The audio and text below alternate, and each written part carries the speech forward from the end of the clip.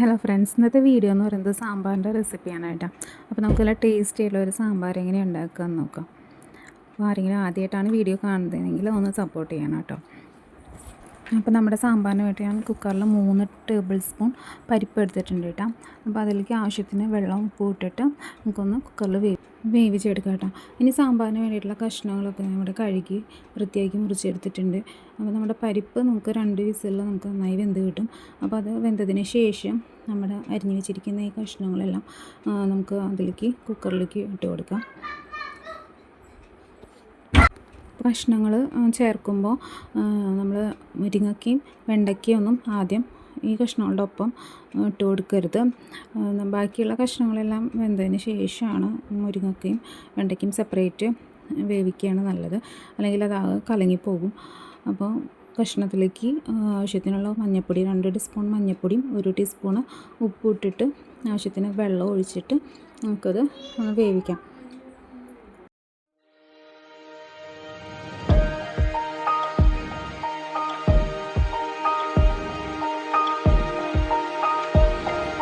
വെള്ളം ചേർക്കുമ്പോൾ നമ്മുടെ കഷ്ണങ്ങൾ എത്രയുണ്ടോ അത്രയ്ക്ക് ആണ് വെള്ളം ചേർക്കേണ്ടത്. ആ ലെവലിലേക്ക് വെള്ളം ചേർക്കാം. ഇനി നമുക്ക് സാമ്പാറിനായിട്ടുള്ള തേങ്ങ നമുക്കൊന്ന് ചിരകിയെടുക്കാം.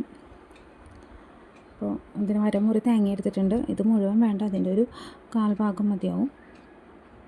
നമ്മുടെ തേങ്ങ അവിടെ ശരിയായിട്ടുണ്ട്. ഞാൻ ഇതിലേക്ക് തേങ്ങയുടെ ഒപ്പം തന്നെ കുറച്ച് ചെറിയ ഉള്ളി 3 കഷ്ണം ചെറിയ ഉള്ളിയും ചേർക്കുന്നുണ്ട്. നമുക്കത് പാനിൽ വെളിച്ചെണ്ണ ഒഴിച്ചിട്ട് നമുക്കതൊന്ന് വറുത്തെടുക്കാം. വറുക്കുമ്പോൾ എപ്പോഴും ലോ ഫ്ലെയിമിലിട്ടിട്ട് വേണം തേങ്ങ വറുത്തെടുക്കേണ്ടത്.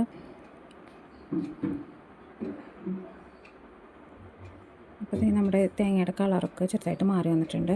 ഈ സമയം നമുക്ക് ഇതിലേക്ക് 2 ടേബിൾ സ്പൂൺ ഉലുവയും പിന്നെ ഒരു ചെറിയൊരു കഷ്ണം കായും ആഡ് ചെയ്ത് കൊടുക്കാം.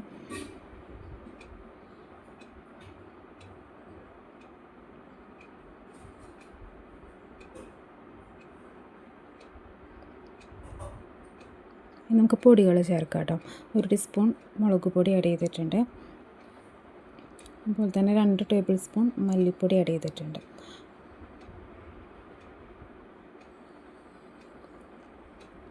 നമുക്ക് നന്നായിട്ടൊന്ന് വറുത്തെടുക്കാം.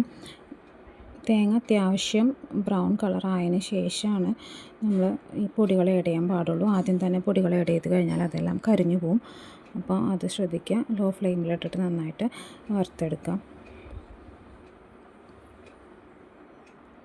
ഇനി വറുത്ത് വെച്ചിരിക്കുന്ന തേങ്ങ ചൂടാറിയതിന് ശേഷം മിക്സിയുടെ ജാറിലേക്ക് ഇട്ടിട്ട് അതിലേക്ക് ആവശ്യത്തിനുള്ള വെള്ളം ഒഴിച്ചിട്ട് അരച്ചെടുക്കാം.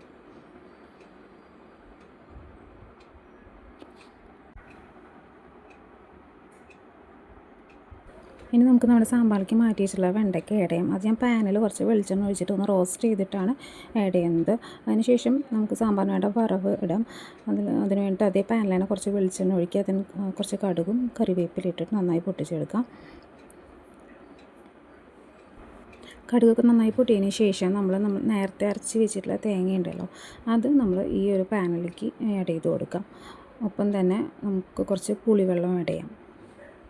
നന്നായി ഇളക്കി കൊടുക്കുക. അതിന് ഒപ്പം തന്നെ ഉപ്പ് നോക്കുക. ഉപ്പും പുളിയെല്ലാം നോക്കിയിട്ട് അത് ആവശ്യത്തിന് നമ്മൾ ആഡ് ചെയ്ത് കൊടുക്കുക. അതുപോലെ കട്ടിക്കനുസരിച്ചിട്ട് വെള്ളം ആഡ് ചെയ്യണമെങ്കിൽ അത് ആഡ് ചെയ്യാം. എന്നിട്ട് ഇത് നമ്മൾ നന്നായിട്ടൊന്ന് തിളപ്പിച്ചെടുക്കുക.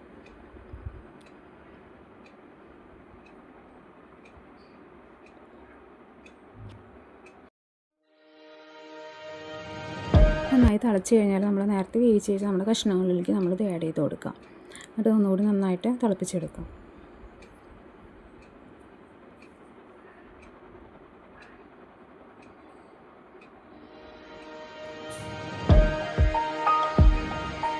അപ്പോൾ ഇതെല്ലാം ഒന്നുകൂടി നന്നായി ഒന്ന് തിളച്ച് കഴിഞ്ഞാൽ നല്ല ടേസ്റ്റ് ആയിട്ടുള്ള സാമ്പാർ ഇവിടെ റെഡി ആയിട്ടുണ്ട്. അപ്പോൾ ഇനി നമുക്കിത് സെർവ് ചെയ്യാനായിട്ട് നമ്മുടെ സെർവിങ് ബൗളിലേക്ക് മാറ്റാം. വറവിടാൻ നേരം 2-3 വറ്റൽമുളക് പൊട്ടിച്ച് ചേർക്കണം കേട്ടോ. അപ്പോൾ ടേസ്റ്റ് ആയിരിക്കും, സാമ്പാർ നല്ല ടേസ്റ്റ് ആയിരിക്കും. അപ്പോൾ വീഡിയോയിൽ ഞാൻ കാണിച്ചിട്ടില്ല, ഞാനത് ചേർത്തിട്ടുണ്ട്. അപ്പോൾ എല്ലാവരും ഈ രീതിയിലൊന്ന് സാമ്പാർ ഉണ്ടാക്കി നോക്കൂ കേട്ടോ. വീഡിയോ ഇഷ്ടമായെങ്കിൽ ലൈക്ക് ചെയ്യണം, സപ്പോർട്ട് ചെയ്യണം. ഓക്കെ.